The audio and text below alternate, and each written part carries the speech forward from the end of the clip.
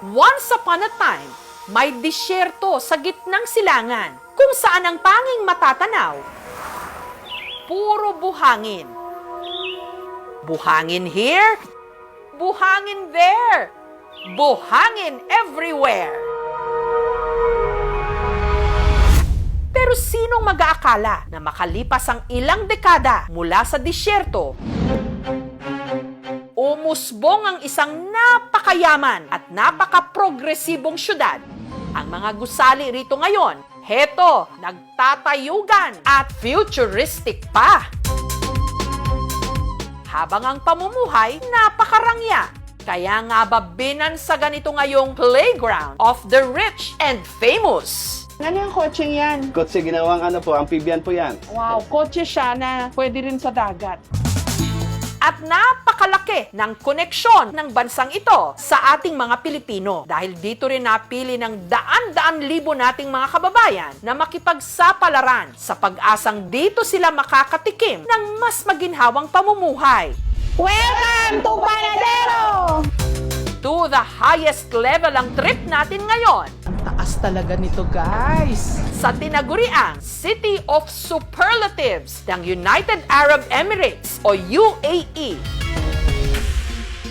kung saan makikita ang pinakamatatayog Mula po rito sa pinakatuktok ng Burj Khalifa dito sa Dubai, Ikayam Jayes na yan! Yay! pinakamamahal. Bawat isa nitong gold bar na ito, 4.4 million plus ang presyo. Because there are 50, 220 to 222 million pesos lahat-lahat. At pinaka-bongga. So siguro to sabihin ko, mga 5 million to. More. My God, More than that. halika na, uwi na tayo. Sasabak din tayo sa wild adventures from the big city to the desert. Ay! Diyos ko, Day! Wala siyang preno! Oh my God! We want to stay alive, Sir Man. You will be alive. Come on. Aray ko! Diyos ko, kinagat ako.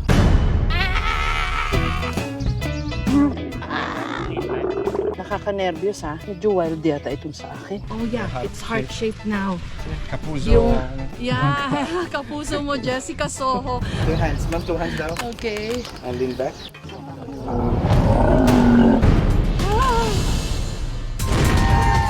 Ngayong 2024, bilang bahagi ng nalalapit na 20th anniversary ng Kapuso Mo Jessica Soho, lumipad ang aming team sa kauna-unahang pagkakataon sa Middle East. At dito, napa Hello Love Dubai! 9 oras mula Maynila, narating ng aming team ang isa sa mga city o emirate ng UAE, ang Dubai. Dito, aakalain mong nasa Pilipinas ka pa rin. Saan ka man kasi lumingon, may Pilipino. Ang first stop sa ating Dubai adventure, itinuturing na isa sa icons o simbolo nito.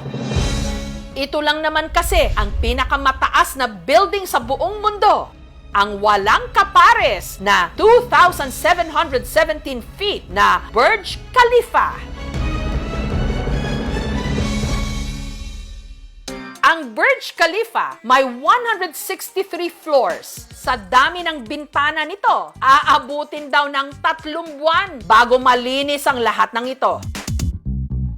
Para marating ang tuktok ng world's tallest building, sasakay tayo sa fastest elevator sa buong mundo. 10 meters per second. So, hindi natin na malaya, nasa 62nd, 3, 4, 5 floor na tayo. Papak talaga yung tenga mo. Okay, so nasa 125th floor tayo. Just like that. Hello, everyone. Okay, hello. Here we go. We're in the highest balcony in the world. Ang taas! Parang milagro sa disyerto.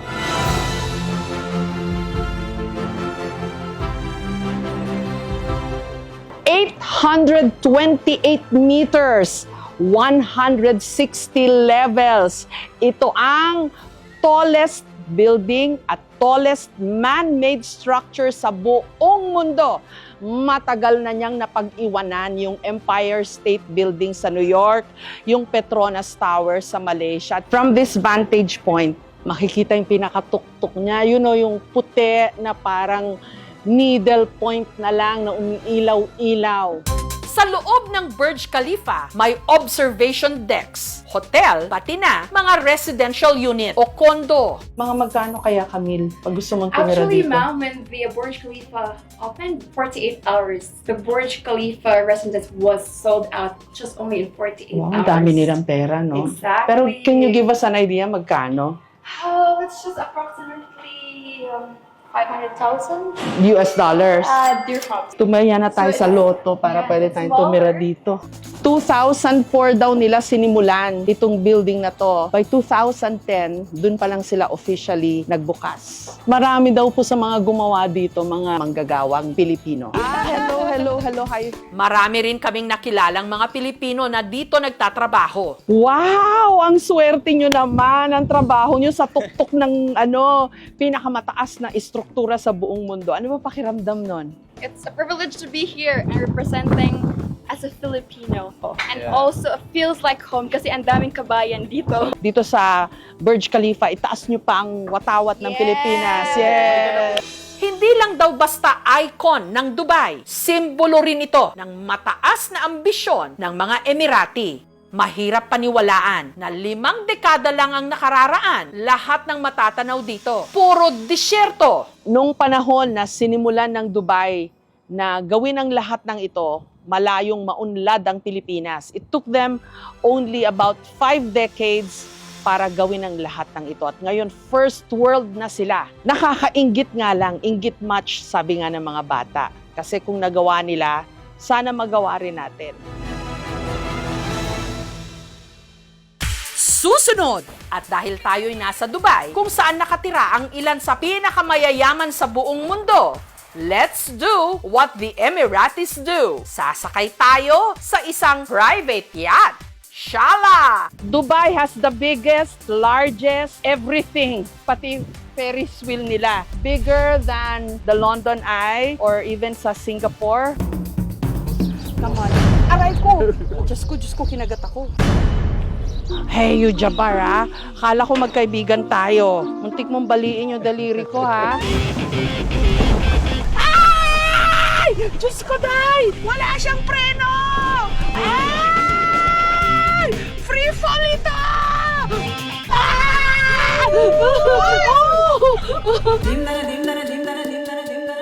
Bago narating ng Dubai, ang tinatamasang estado ngayon, isa lang itong maliit na fishing village. Noon, pangingisda o pagsisid ng perlas ang pangunahin nilang hanap buhay noon. Matindi at malupit ang kanilang klima. Pumapalo ng mahigit 50 degrees Celsius o higit pa kapag tag-init. Kaya naman ang pag-usbong ng isang futuristic na syudad sa gitna ng kawalan noon, itinuturing na urban miracle ng modernong panahon. Ang mga gusali rito, nakamamangha. Meron parang isang giant picture frame o ang tinatawag nilang Dubai frame.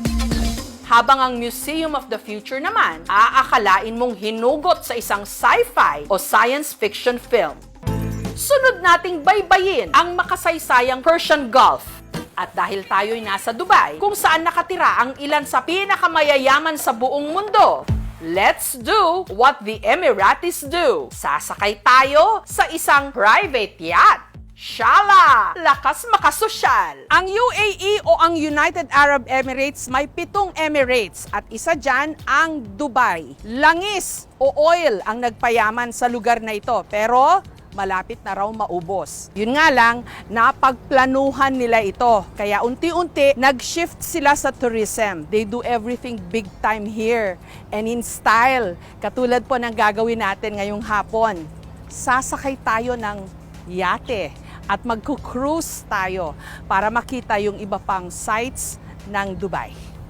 Ang ang kapitan ng aming yate. Kababayan din natin, si Captain Raul, Tubong Sipalay, Negros Occidental. Paano ho kayo napunta dito, Cap? 99 dito na ako. Graduate talaga ako ng seaman. Tapos nung una dito is yung tiyuhin ko. So siya ang kumuha sa akin.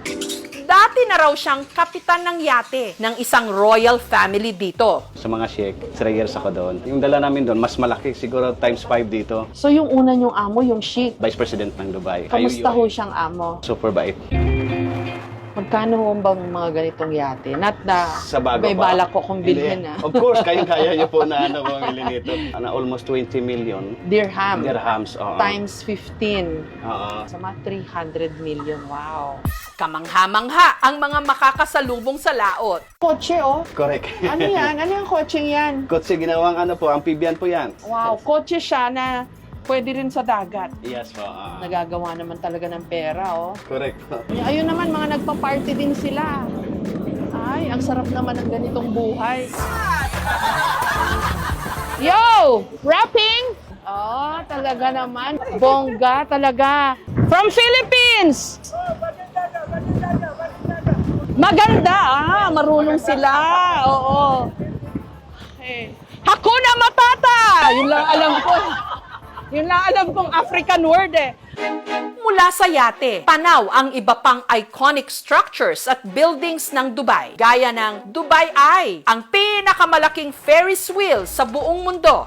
Dubai has the biggest, largest, everything. Pati Ferris wheel nila. Bigger than the London Eye or even sa Singapore. Dito makikita may building na twinist, may building na may butas sa gitna. Lahat ng design, pinaglalaruan nila yung kanilang creativity. Dahil karamihan sa makikita rito sa Dubai, disyerto, hindi katulad sa Pilipinas, uhaw ang mga Emirati sa naghahabaan at naggagandahang coastlines o dalampasigan. Ang kanilang naging solusyon, gumawa ng mga isla, man-made. At ang pinakasikat sa mga ito, Huggies Palm Tree, ang Palm Jumeirah.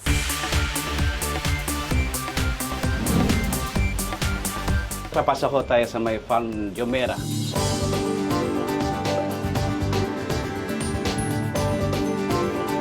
Yun yung pinakamahal na piece of real estate dito ho sa Dubai. Tinayo para to attract yung mga Hollywood celebrities, yung mga sports superstars. Big time, all the time. Walang small time dito. Dito rin sa Dubai matatagpuan ang kaisa-isang 7-star hotel sa buong mundo, ang Burj Al Arab. Ayan na yung Burj Al Arab. Magkano kaya per night dyan, Cap? Nag-start po ng 1,000 dirhams. The cheapest one. Mga 15,000 a night. May rooms po dyan na 50,000 dirhams. Ha? Ang disenyo ng Burj Al Arab namumukod tangi para itong layag ng isang bangka. The previous ancestors of Dubai started as pearl divers. Parang tribute nila dun sa kanilang nakaraan. Siguro ito yung lesson ng Dubai para sa ating lahat, para sa mundo, na kahit titingnan mo kung gaano sila kamoderno ngayon, kung gaano kabongga yung kanilang mga gusali, yung kanilang syudad, yung kanilang emirate, hindi nila nakalimutan ang kanilang nakaraan. Hello, love, Dubai! Habibi! Sa bahagi namang ito ng Dubai, ang Old Dubai, masisilip kung paano namuhay noon ang mga Emirati. May New Dubai kung saan naroon yung mga moderno at bonggang mga building. Meron ding Old Dubai. Ni-retain nila ito. Parang paalala rin siguro sa kanilang nakalipas. At para marating yon, kailangan nating sumakay dun sa tinatawag nilang water taxi.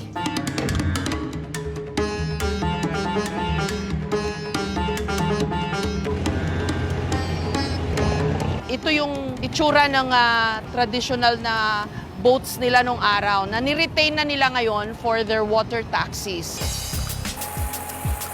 Narito na tayo sa bahagi ng tinatawag nilang Old Dubai. Narito yung mga souk. Makikita yung mga bilihan ng textile, spices, At syempre, yung gustong-gustong iuwi ng mga Pilipino mula rito sa Dubai, gold. Yung mga Arabo kasi, mula pa nung unang panahon, kilala sila bilang traders. Narito tayo ngayon sa Old Baladia Street. Dito, masarap makipagtawaran. Bundok-bundok at tumpok-tumpok na mga pampalasa ang makikita rito sa Spice Souk. Kabilang ang pinakamahal na spice sa buong mundo, saffron. Doon sa mga mahilig po sa paella o paella, ito po yung nagbibigay ng kulay. Mahal ito kasi nga, kukonti ang maaani nila for every hectare. Oh, that's the flower. How many flowers is that? More than 1,000 flower. Kaya siya mahal kasi isang hibla kada bulaklak. Ito equivalent to 1,000 flowers and 1 hectare of their plantation for saffron. So, You can drink this very expensive water. Good oh for my the God. memory. Oh, really? Yes. Okay. If you drink that, you never know forget me and my shop because you have nice memory with my saffron. Okay, pinubola niya ako. Pero okay nga.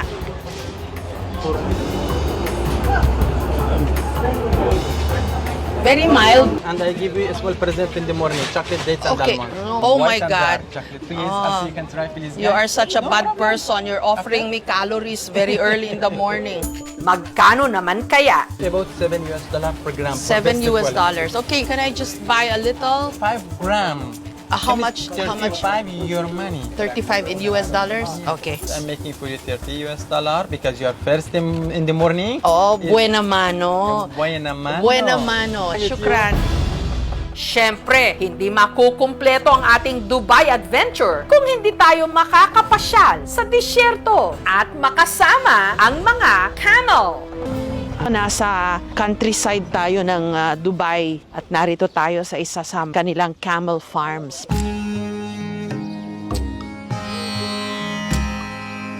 Wow, you have a nice place.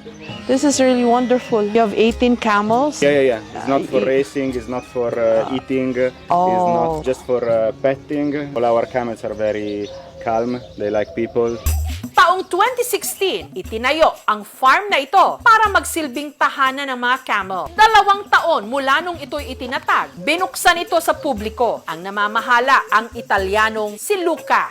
What is an Italian doing in Dubai racing camels? I moved here 10 years ago as a photographer, but with my girlfriend 2 years ago, we took this place. It was a farm that was already existing before. We decided to make it more beautiful and to create a real Emirati and Bedouin experience for tourists.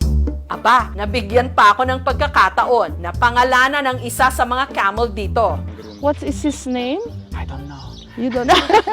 If he doesn't have a name, you can give it a name. Okay, now you are now Jessie, okay? Kasi wala ka pa raw pangalan, so ako na magpapangalan sa'yo. Jessie! You're Jessie from here on, okay? Oo, meron na akong camel dito. Hello, kinakain niya yung blouse ko. Okay, hi, sorry, wala akong dalang pagkain.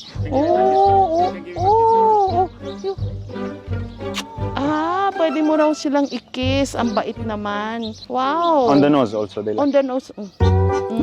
Also, the kiss is on the nose? Of course. Oh, come on. Kiss you daw.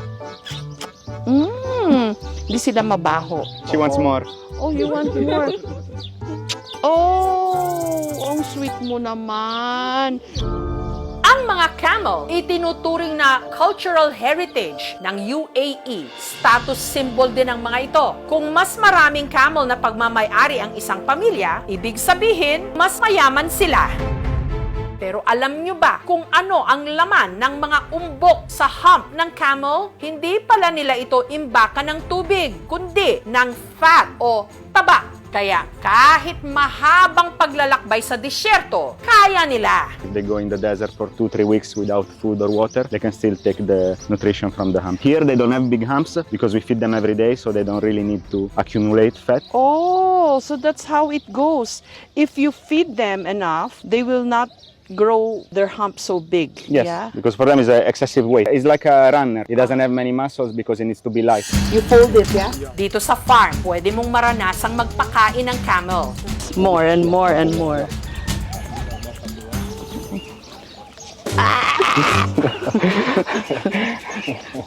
Malalakas sila, ah.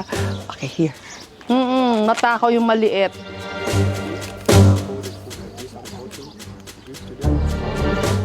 Is this edible for humans too or it's just for animals? It's not poisonous, yeah? No. Let me taste one leaf. Tikman natin.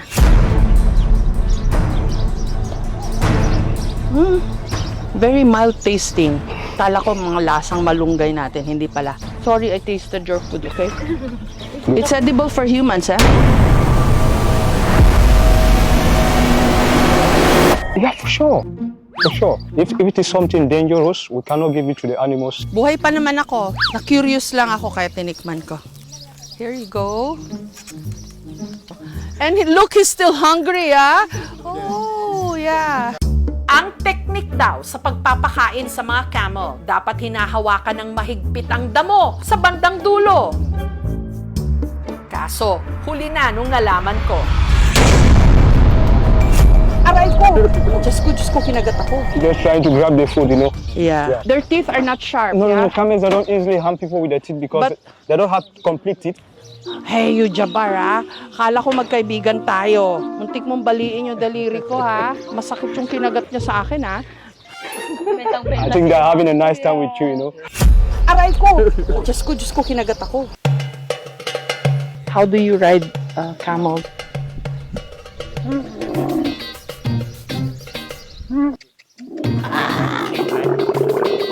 What's his name? His name is Hua. Hua. Hello, Hua. Hua, bati tayo, ha? Be good, Hua. Be nice. Always lean back now because maybe they can go down once more. Diyos ko, nakaka-nervyos, ha? Lean back lang daw kasi baka lumuhod bigla. Medyo wild yata itong sa akin. You're a nice camel, Hua. Ngayon ko lang masusubukan kung paano maglakbay sa disyerto sa kanilang likuran. Aba, ang aming guide na si Omar, tila nag-e-exhibition pa.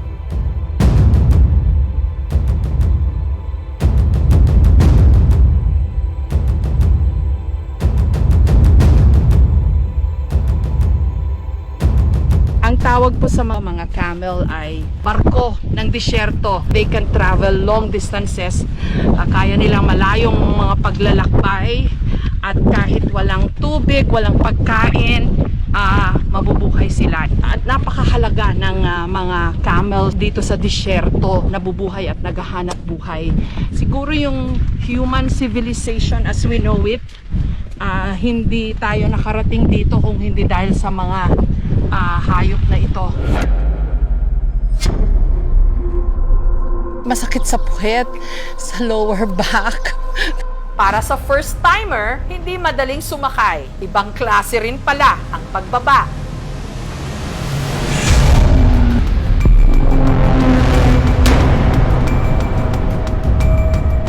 Muntik na akong mahulog. Mabuti na lang at nasalo ako ni Samson.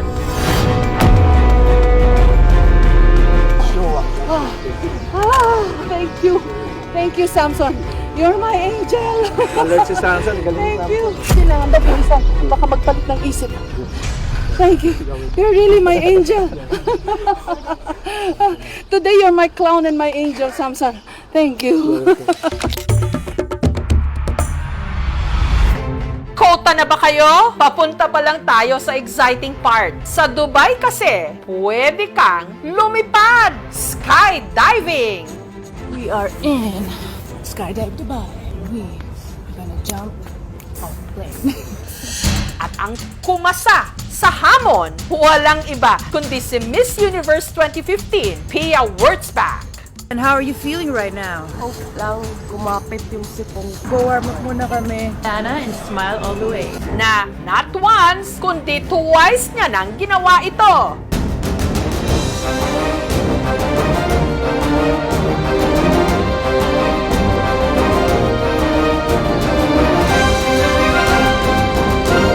Fear of flying. I have a fear of heights, but with family here, you can conquer your fear. So I'm really happy to be doing this with them. What an experience. Sa mga naghahanap pa rin ng sakit ng katawan, eto pa ang para sa inyo. Desert Safari!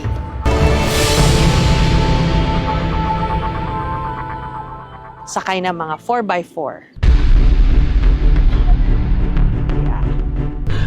Please make it fast. Don't kill us slowly, okay?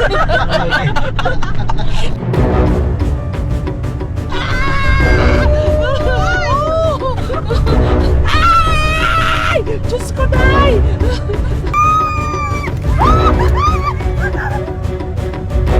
Ay! Free fall ito! Wala siyang preno! Nagpaikot-ikot pa! Oh my God!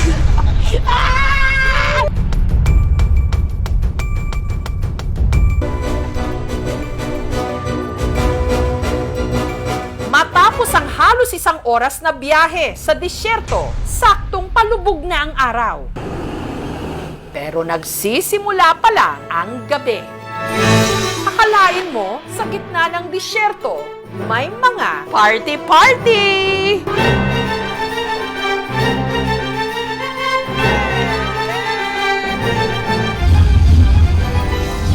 Can I join you? Okay! We're from the Philippines. Yeah. Hinahamon nila ako eh. Hindi ko yata kaya ito. Ibang level sila.